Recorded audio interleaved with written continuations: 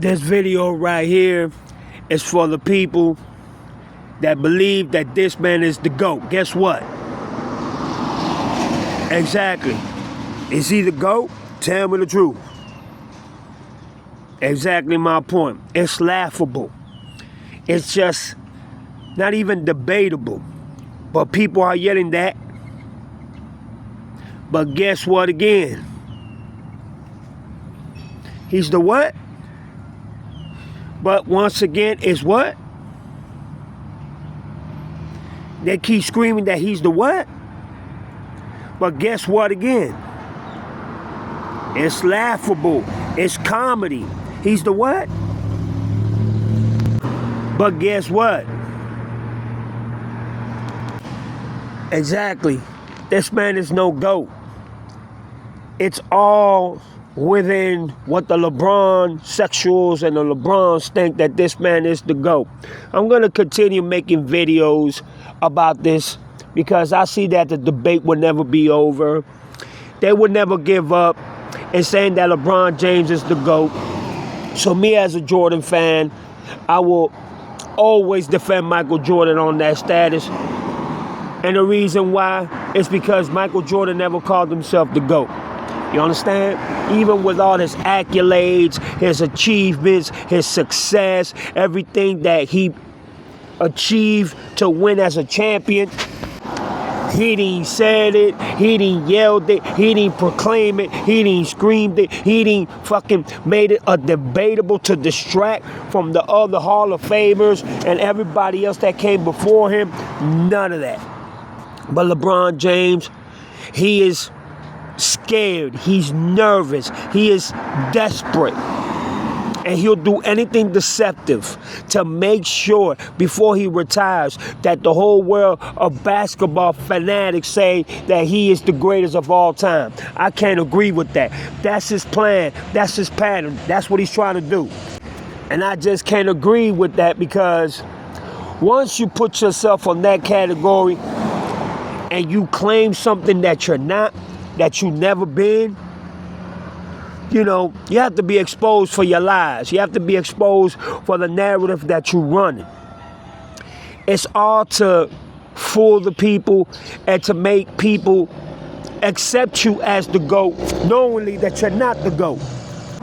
But your expectations is what you are proceeding and trying to succeed and trying to breed to everybody's mind and to everybody's heart and to saying, yes, this man is the GOAT. He's the greatest of all time. You're full of shit. It's what you really are. Let's call it for what it is. You are disrespecting and proclaiming something and claiming something that doesn't even belong to you. Any greats that play basketball has never said that about themselves. But since you couldn't surpass Michael Jordan in rings and Kobe, you're distracting everything. You rechanging to try to change the history and rewrite a new history within your greatness and your longevity, and that you have done it better than any other player in NBA history, when we know that that's cap, when we know you full of shit, when we know you full of lies. And Michael Jordan now going to NBC is going to stand a new standard. And basketball players, even basketball players that are retired, or even that are playing now, are realizing that Jordan, just by him being a spokesperson and being an analysis in NBC, is going to make a change in the NBA, and the ratings will go up. And once LeBron James retires, basketball will be what it used to be. But until LeBron James doesn't retire, forget about it. Basketball will be a disaster like it's been for the past, 11, 12 years, maybe more, because of this pathetic dude. I'm sorry. I will never see him in that list. Even Michael Jordan in college. Michael Jordan was great. He did 4 years in college. LeBron didn't do no time in college, and he brags about that. Oh no, he went straight from middle school straight to the NBA. You should have gone to college, my boy. For real. Maybe you would have been better off if you would have gone to college for a couple years. Who knows? And these are basketball players saying that Michael Jordan was an assassin. Even at his Wizards time, Michael Jordan was an assassin.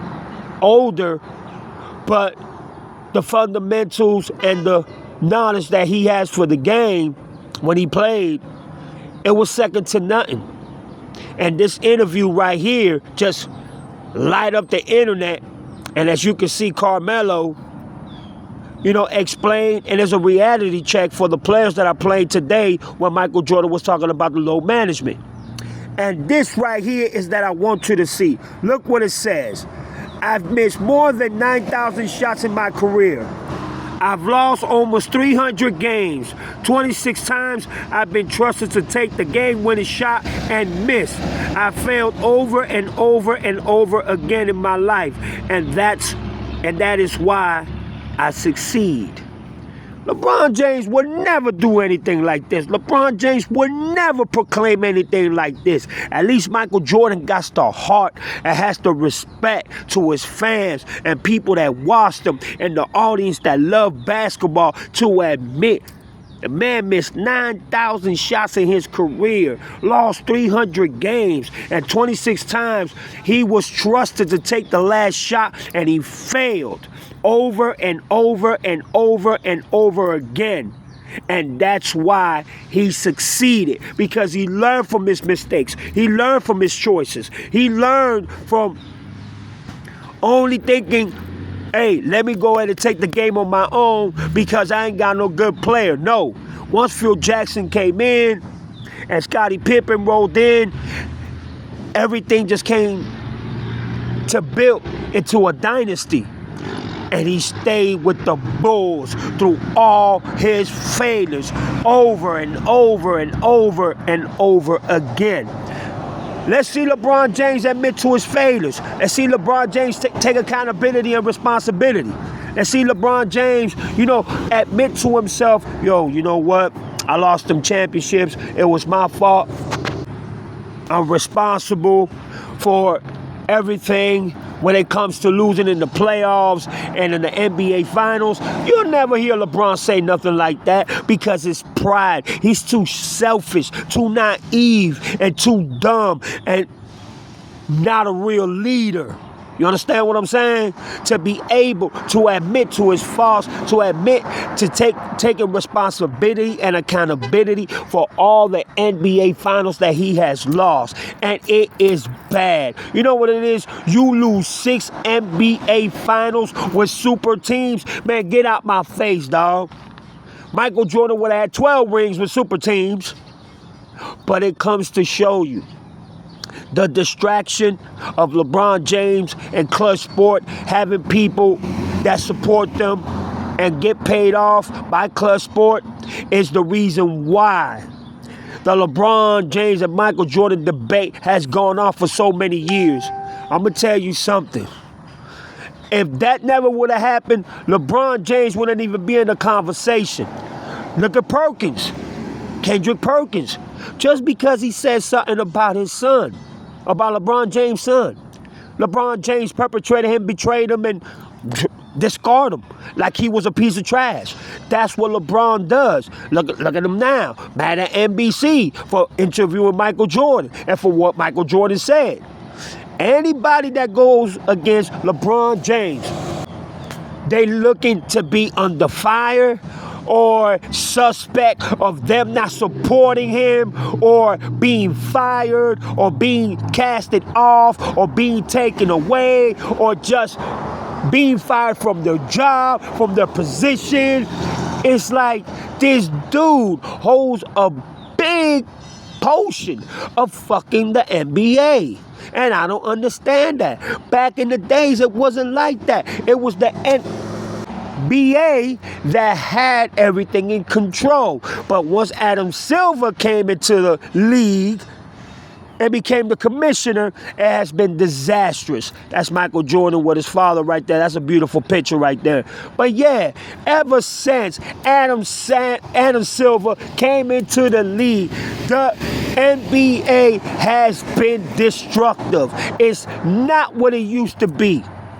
And that's why we miss the 90s and the early 2000s when it comes to NBA. You understand what I'm saying? The nature of the competitive side, playing defense, you know what I'm saying? And having that competition in both sides, you know what I'm saying? Do or die, going at it, and playing like real men, not like these cis-ass fucking players that we have today. They get bumped up. I'm talking about LeBron James. Get bumped. Ow, I'm down. It hurts. Ow. He fouled me. Oh my God, he hit my face. Oh, he touched my elbow. Oh, he elbowed me. Oh, he slapped me in my wrist. Listen, this is the most pathetic era in basketball I've ever seen. You imagine all the greats and Michael and Kobe playing in this era? Oh my God, bro. I think they would have left the NBA. I think they would have just quit the NBA. Because back then the players were built different. They were a different character. They went out there and did their thing. It was more physical. You know what I'm saying? Head checking, more of a defense, more of a competitive side. All the stars wanted to eat each other. They wanted to literally destroy one another, embarrass one another. Why? Because that's what competition is all about. That's what defines what basketball used to be. Now it's, oh my God, foul. Why you not calling foul? Oh, give me the lean away so I can take the three. Give me the lean away so I can take the jumper or the perimeter shot. I want to go through the free throw line. I want to jump another free throw line. Man, it's nothing but fucking crybabies and excuses. And LeBron James is number one. He is the king of flopping. He is the king of complaining. He is the king of every negative aspect that you can say, calling any weaknesses when it comes to an NBA player. He has every weaknesses that we've never seen in an NBA player before. But referee, he fouled me. Look at the replay. Look at the replay. Look, he touched me. Oh my God. No. That's LeBron James flopping, doing a spectacular Hollywood Oscar performance like we've never seen. This man has compilations of 20, 30 minutes, extensive videos that you can put together, and flopping and disrespecting himself and embarrassing his teammates, his coach, his fans, the audience, and people that watch basketball. Michael never did that. Michael always came to play. Even when he had his bad games, he still contributed to his team. He still gave it his all without no complaints, without being a crybaby. You understand? Without having to give an excuse. If he lost, he lost. And if he won, he kept on winning and winning and winning and winning. Don't you know that the Chicago Bulls with Michael Jordan, they never lost 3 straight games in 626 games in a row. They never lost 3 straight consecutive games in 626 games. How many games that is?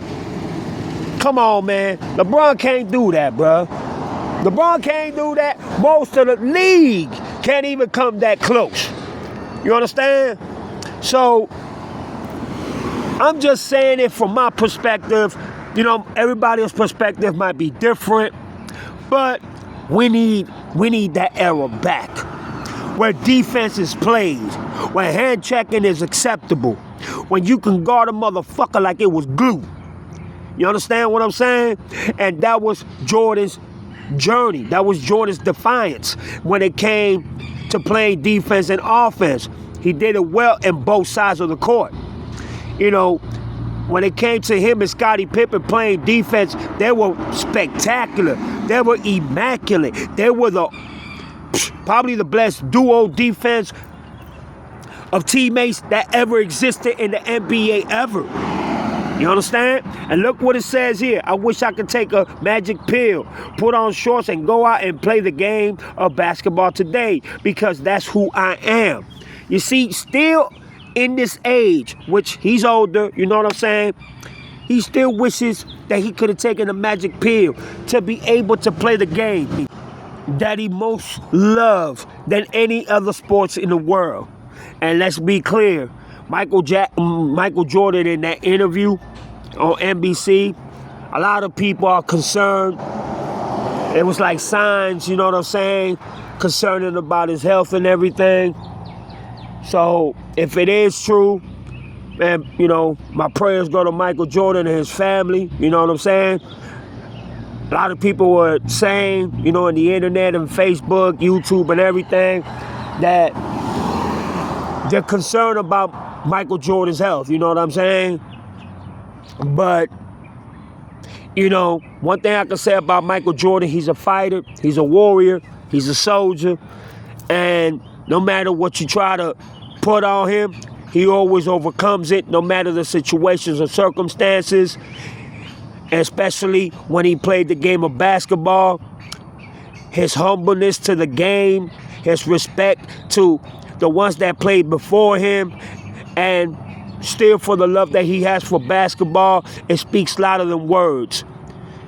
You never saw Michael Jordan disrespect anybody that came before him or that played with him.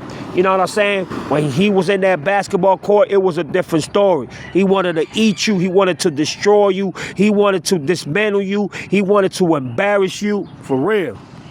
He wanted to let you know, I'm Michael Jordan, and I'm coming to whoop your ass today. Michael Jordan will go out, have a couple of drinks, smoke his, you know, Cuban cigar, and players will just look at him and be like, how does this man do this?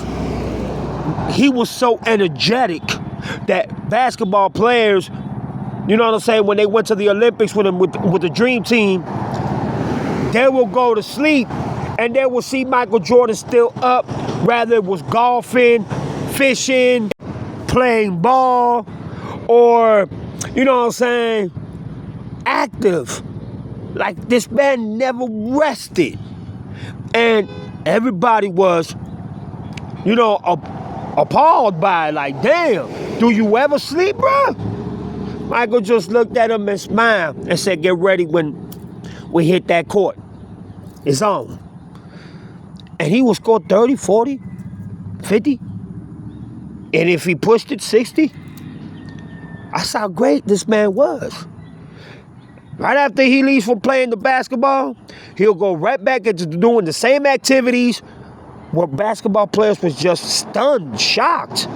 How does this man do this? How does this man perform this way? How can this man have this type of energy? It's called the will. And that's what Michael Jordan stood by, was guided by, and always honored his will to go all out and win. His will never to give up. His will to be there for his team, to be there for his fans, and especially for himself. He guided himself with that will. Because if you don't have will, then that means you don't have the heart, you don't have the courage, and you will not have that mentality assassin to be able to be the greatest of all time. This is your boy Chico Black. Y'all let me know what time it is. Y'all drop y'all comments down below. Hope everybody had a great night yesterday for Halloween. But most of all, put the man up above first. Put God first in anything. Without him, everything will be impossible. But with him, Nothing is impossible. Believe that. God bless to everybody. Y'all hit me up. I'm out of here, y'all. Peace.